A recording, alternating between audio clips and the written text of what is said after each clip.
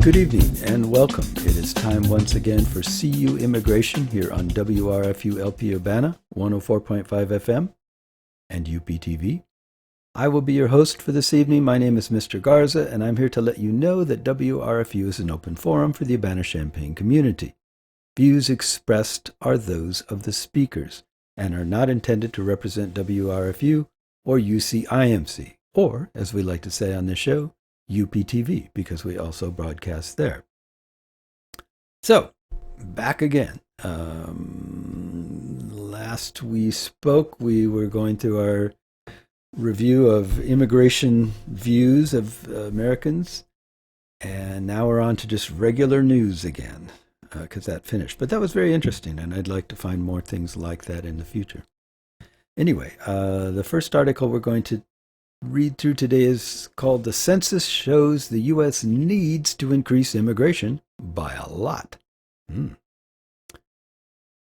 Candidates for U.S. citizenship. Sorry, no, that's something else. These things are confusing sometimes. That's a description of the photo that goes with this article, but it's in the same type as everything else. So it just says, candidates for U.S. citizenship listen to the presiding field officer during a naturalization ceremony. Okay, well, that's good. The results of the 2020 census are a warning sign that America is on a course for slow population growth. Economists broadly agree that population growth fuels economic growth in wealthy countries, but the recently released census figures show the U.S. population was 331.5 million people, an increase of just 7.4% between 2010 and 2020, the lowest rate since the 1930s. Projections suggest that unless current trends change, those numbers could continue to diminish dramatically over the next 2 to 3 decades, with the population growing by just 78 million by 2060. Some parts of the U.S. are already beginning to experience some of the downsides of population slowdown or decline. Shrinking tax bases in rural areas have made it harder for government budgets to support essential services, such as infrastructure and public schools. As population growth slows, the pressure for cuts will likely grow. Meanwhile, the existing population will continue to age. By 2030, the Census Bureau estimates that 1 in 5 U.S. residents will be of retirement age. Slow population growth, at least in the United States and a lot of other developed countries, will become a dire age dependency problem. William Frey, a senior fellow at the Brookings Institution's Metropolitan Policy Program, said, "It puts a big strain on the rest of the population. There are ways the policymakers can turn the situation around. The Biden administration has advocated for family-friendly policies that could make it easier for Americans to have more children, but that will not be enough to overcome a widening gap in the number of working-age adults that are able to support an aging population of baby boomers. That leaves immigration, which has historically insulated the U.S. from population decline and represents a kind of tap that the U.S. can turn on and off. Over the next decade, it is set to become the primary driver of population growth for the first time in U.S. history. The question now is exactly how much more immigration might be needed to accelerate population growth, and whether U.S. policymakers can actually overcome their political differences on the issue to make it an effective tool. Immigration is one of the most feasible and rational ways to help respond to this challenge, and we know that will have a really significant impact, Danilo Zak, a senior policy and advocacy associate for the National Immigration Forum, said. There are 2 main ways that the U.S. could increase overall population growth, by encouraging people to have more children or by increasing immigration levels. On their own, pro-natalist policies have historically failed to increase birth rates in the kinds of numbers that would be required to stave off stagnant population growth. Internationally, research has shown that child allowances have led to slight, short-lived bumps in birth rates. From 2007 to 2010, Spain had a child allowance that led to a temporary 3% increase in birth rates, but that was mostly because more people decided to have children earlier, rather than have more of them. After the allowance was revoked, the birth rate decreased 6%. President Biden has proposed his $1.8 trillion American Families Plan, which would cap child care payments for parents earning up to 1.5 times the median income for their state, guarantee 12 weeks of paid parental leave, and maintain a new enhanced child tax credit for another 4 years. The kind of policies that might make it easier for families to have children. But even so, the U.S. isn't likely to see the kind of baby boom of the 1950s and 60s, when the population was overall very young and a high percentage of women were in their childbearing years. Pro-family policies are important, but it's proven pretty hard to get people to have more children when they don't want to, Zach said.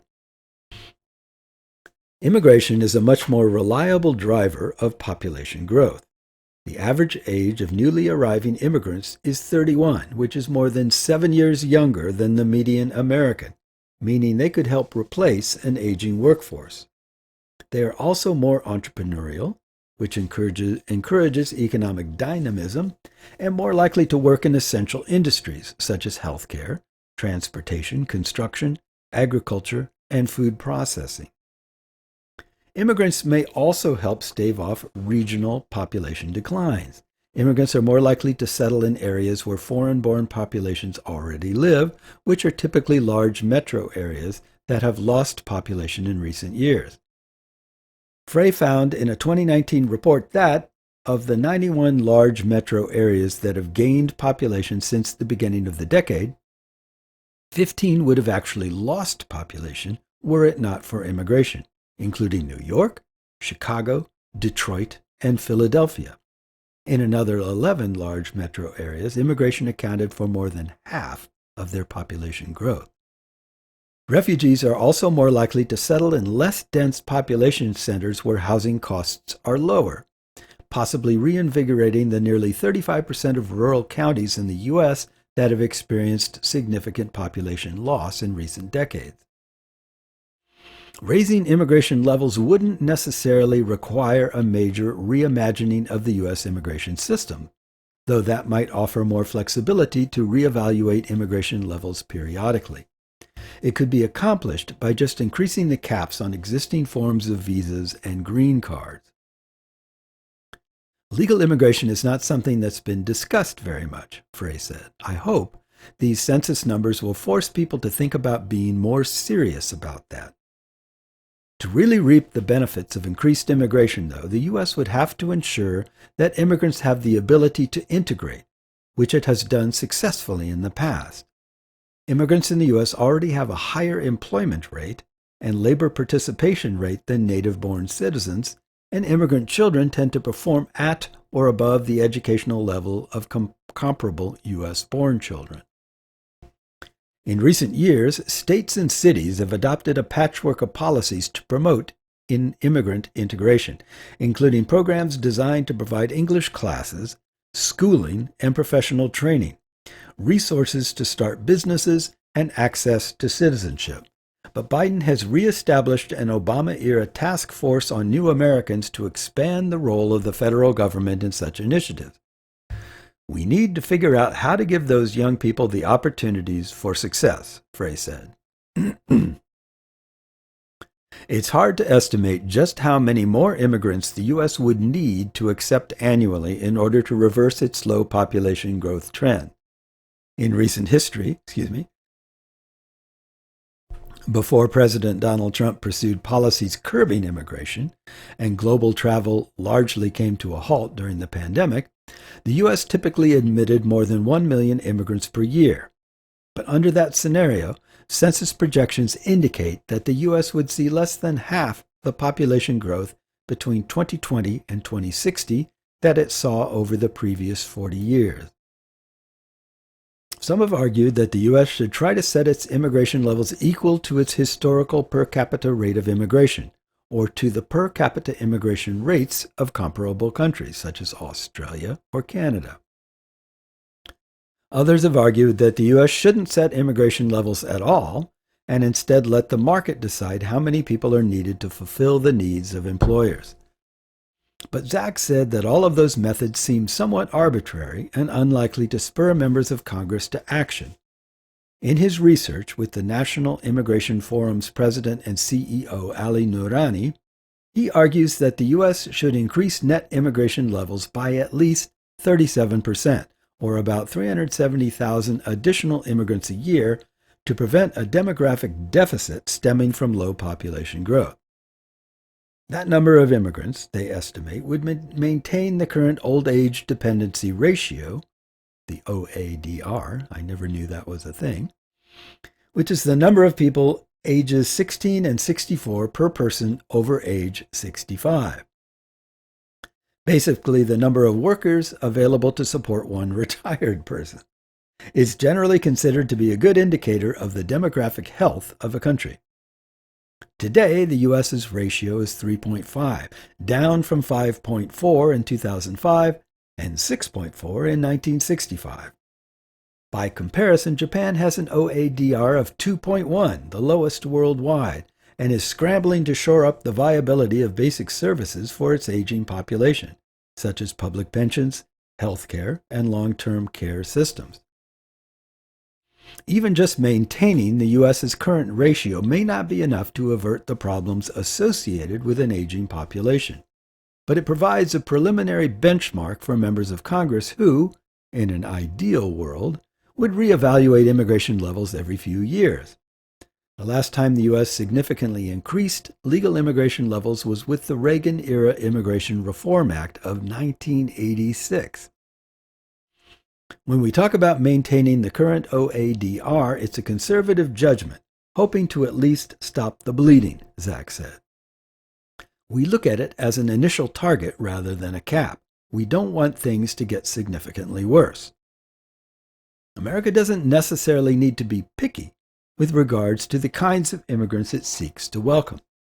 The U.S. might need more workers to help fill growing labor shortages associated with demographic decline, as well as more immigrants who are sponsored by their family members to ensure that immigration populations feel comfortable putting down roots in the U.S. and having children. The children of immigrants will be a major driver of population growth in the long term. But immigrants in general, including refugees and asylum seekers, carry the benefit of boosting population in rural areas that are feeling the brunt of the effects of demographic decline. When it comes to responding to demographic needs, too many needs in here. Okay, let me try that again. When it comes to responding to demographic needs, that really needs to emphasize all different kinds of immigrants and the value they all bring to the country and to help us respond to the demographic challenges we face, Zach said. Not sure I understand it. But the U.S. could also take a more targeted approach by addressing existing labor shortages in industries such as home health care, hospitality, transportation, and construction. The Labor Department has a list of occupations with shortages, making it easier for employers to bring immigrants to the U.S. to fill those jobs, but it hasn't been updated in many years.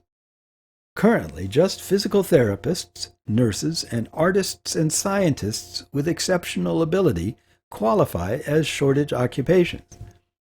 We need to do an even better job of figuring out where our labor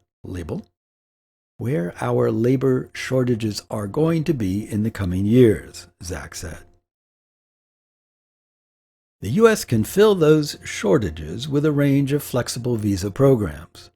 Lawmakers have already weighed creating a state-based visa that would allow states to select what kinds of immigrants they will accept based on their specific labor needs. Representative John Curtis, with the blessing of Utah's Republican then-Governor Gary Herbert, introduced a related bill in 2019 under which each state would get an average of 10,000 visas a year and would be able to determine how long they last and how often they could be renewed. But the U.S. could also look for policy solutions abroad. Wealthy countries such as Australia have adopted visas for immigrants who can fill national labor shortages. And Canada created its provincial nominee program to encourage immigration to provinces that are experiencing labor shortages. These kinds of increases in new legal immigration can be used in tandem with programs to legalize the estimated 11 million undocumented immigrants already living in the U.S. Researchers from the Wharton School at the University of Pennsylvania found that the provisions in Biden's comprehensive immigration reform proposal, granting legal status to undocumented immigrants, would increase the size of the U.S. population by more than 4% by 2050. That's because it would decrease their likelihood of emigrating and increase their birth rates. There's no doubt that we should be pursuing all of these ideas to help us respond to what's really one of the most pressing challenges the country will face over the next several decades, Zach said. Well, good luck with that. It's really frustrating to realize how much a part ideology plays in a lot of the decisions that are being made about things like that. So there are people who are ideologically opposed to immigration, and therefore they don't care that we need immigrants. And this article very clearly explains why that is very helpful and why it would be important to this country and to our future to increase immigration. But there are people who are just fundamentally against immigration, regardless of whether it's a good idea or not. And they're just going to fight against these things no matter what. And that's really unfortunate. It's counterproductive and self-defeating, but hey, that's your ideology. That's what you believe in. You're going to fight for it, whether it makes sense or not. Okay. Here goes another one of those it's obvious stories. This is entitled Correcting Misperceptions About and Increasing Empathy for Migrants. We read one of these about once a month or so. And I always wonder if the people that write them are unaware that there's a whole group of people that I was just talking about that don't want to hear about this. They don't want their misperceptions corrected because they don't care about what the facts are. They care about how they feel, and so it doesn't matter. But anyway, we'll read it anyway. We'll see. Maybe there's some good ideas here. Many mainstream depictions of immigration at the United States southern border paint a dark picture, eliciting imagery of violent gang members and child trafficking. But how many undocumented immigrants are really involved in this kind of activity? Many people may be surprised to learn the answer is far fewer than they think. A new study from the Peace and Conflict Neuroscience Lab at the Annenberg School for Communications. I have never heard of the PCNL, the Peace and Conflict Neuroscience Lab. Anyway, the PCNL found that Americans dramatically overestimate the number of migrants affiliated with gangs and children being trafficked, and that this overestimation contributes to dehumanization of migrants, to lack of empathy for their suffering, and to individuals' views on immigration policy. In addition, the researchers developed and tested interventions to address this misinformation and increase empathy for undocumented immigrants. We noticed that false narratives about undocumented immigrants as criminals or as having criminal intentions are commonly circulated in the public, says Samantha Moore Berg, PCNL postdoctoral fellow and lead author of the study. We were curious about the impact of these narratives on attitudes towards immigrants and immigration policy support, and whether by correcting these narratives, we are able to foster more positive attitudes towards immigrants. The study aimed to compile data on Americans' misperceptions of immigrants, motivations for crossing the southern border, determine if those misperceptions impacted Americans' policy positions, and develop successful interventions for addressing misperceptions and increasing empathy. Study participants, on average, estimated that 15% of migrants at the southern border are affiliated with gangs, and 25 to 35% of children at the southern border are being used as props by adults who are not their parents for immigration purposes. In reality, the Department of Homeland Security suspects approximately 1% of immigrants have gang connections, and less than 0.1% of children are being trafficked. The researchers found that participants' erroneous beliefs about immigrants impacted their views on immigration policy and caused them to view immigrants with less empathy and to dehumanize them more. However, after a successful intervention, which included viewing the correct statistics on immigrant behavior and watching an emotional video of an immigrant parent and child being reunited after the U.S. separated them at the border, participants' levels of empathy for immigrants increased, their dehumanization of immigrants decreased, and their support of less punitive immigration policy increased. By both correcting these false narratives about immigrants and unlocking empathy towards them, we were able to foster more positive attitudes towards immigrants and encourage greater support for more humane immigration policies, Moorburg says. This gives us hope that by shifting narratives about immigrants to be both more accurate and empathetic, we can ultimately foster greater acceptance of immigrants. Well,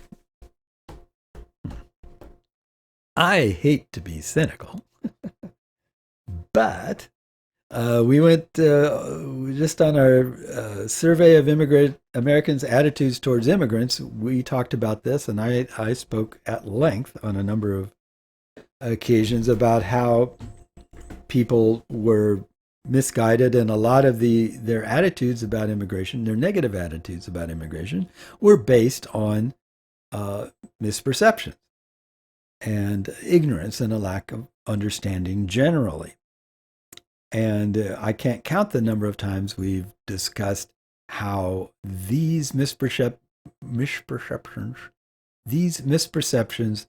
and the false narratives that circulate about them are being promulgated by bad actors, let's say, by people who benefit from keeping this problem, this sense of immigrants as being dangerous or evil or somehow unhealthy for America. Keeping those things alive is what keeps alive certain politicians and people that prey on vulnerable folks. For example, let's collect money to build a wall at the southern border. Well, that's not, you're not collecting money from people that know what's going on. You're collecting money from people that don't know what's going on, who are confused and misled about what's going on.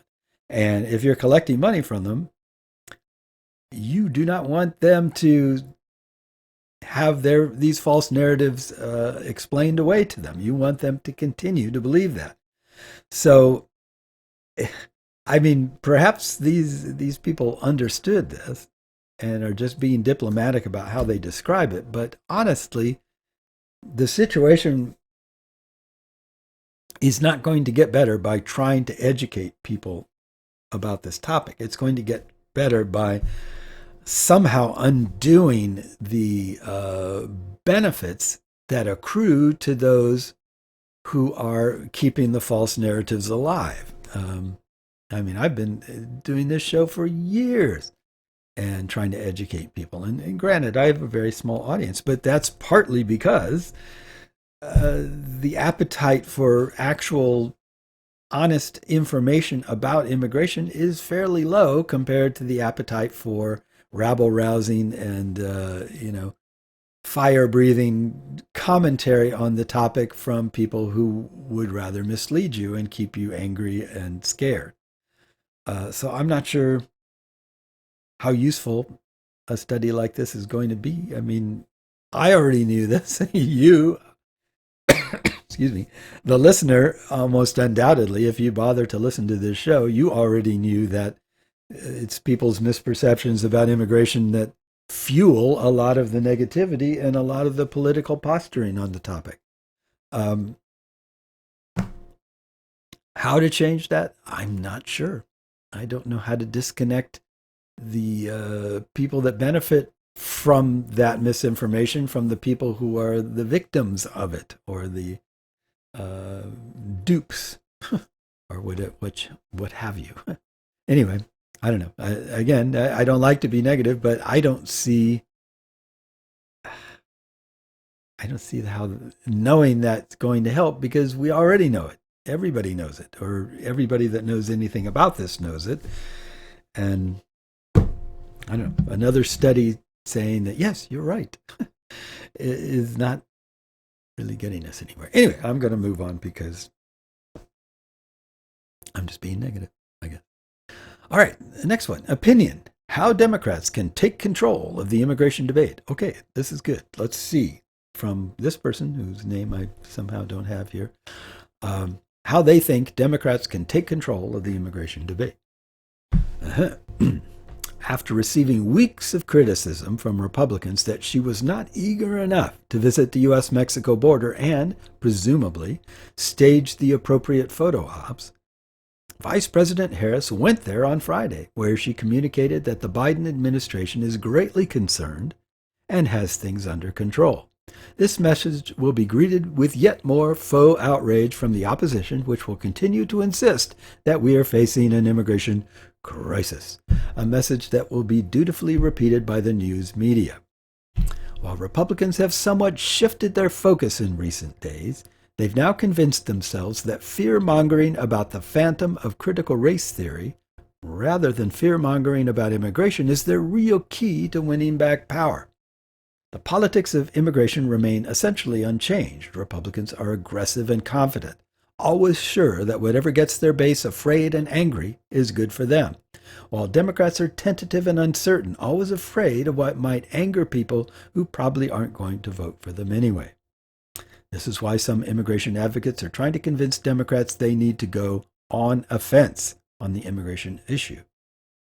Hey, this person is speaking my language. That's the message of some new polling from a coalition of immigration groups surveying voters in battleground states, which finds that even though immigration policies favored by Democrats are overwhelmingly popular, President Biden's approval on immigration is pretty poor.